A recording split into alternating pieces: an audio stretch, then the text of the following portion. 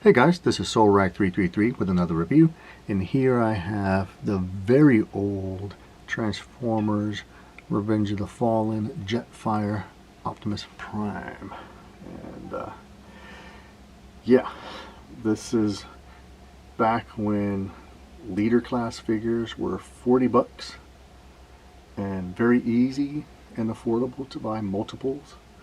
So this Jetfire Prime is obviously the leader class Optimus Prime and the leader class Jetfire.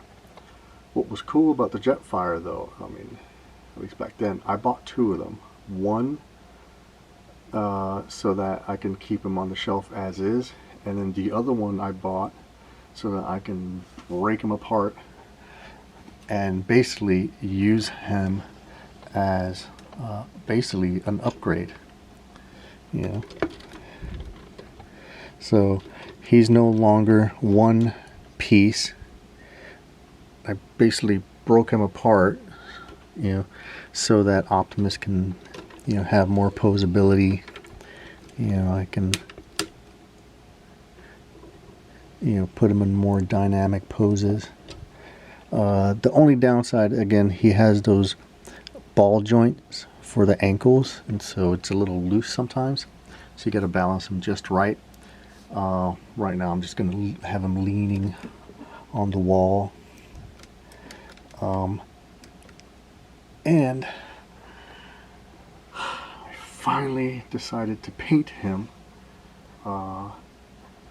with the intention of selling him now, you know, that I have the Studio Series Jetfire Prime.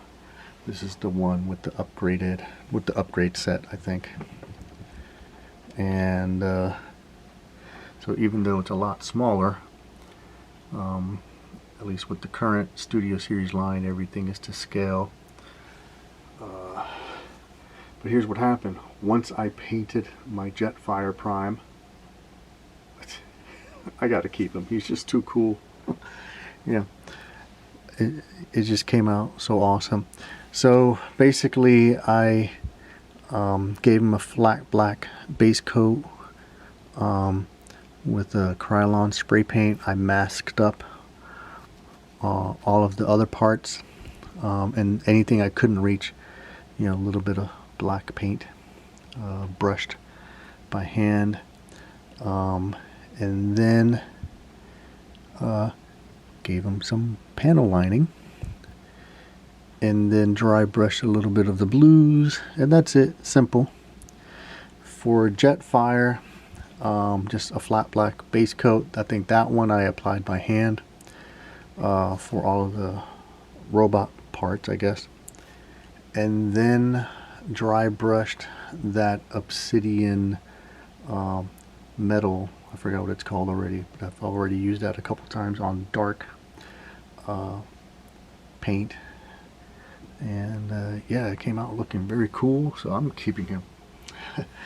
Now this thing is so old that, like, I popped the head off, popped the hands off, and the hands I used on the old Revenge of the Fallen, I think it was Incinerator.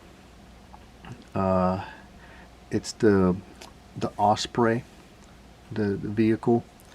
Of course, that guy never shows up in the movie, so he's just an action figure. But the figure is really cool, but the hands were just propellers.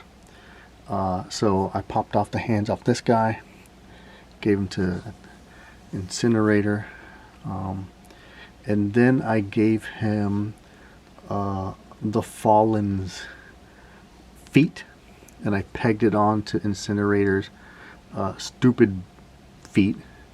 I just pegged them on. It's kind of a loose fit. The downside on that is that it doesn't really articulate. You just have to balance them just right. But yeah, I mean, this thing, just, I love it. Now that I painted, I'm gonna keep him, you know. And the reason I was gonna sell him too is because, you know, the MPM Optimus, you know, once you have this Optimus, you really don't need the Leader Optimus. And then, you know, I still have my, I think, the Battle Blades Optimus. So here are my Optimi. So I will have this Battle Blades Optimus as the standalone Optimus. This one will be the Jetfire Prime. This is the Studio Series Revenge of the Fallen, or whatever. I never liked this one. I don't like the fake chest when they cheat like that. I don't like it. So I prefer this one. But when I saw that they planned to make this combined with Jetfire, that's what made me buy this guy. And then once I got this guy, you know, from Toys R Us years ago, that's when I decided I would sell him, but I just never did. So basically these two will be my standalone Optimus Prime, and then these two will be my, you know, Jetfire Prime, you know, Studio Series and Leader class. So yeah, thought I would sell them. I'm not selling them. Anyway, thanks for watching, guys.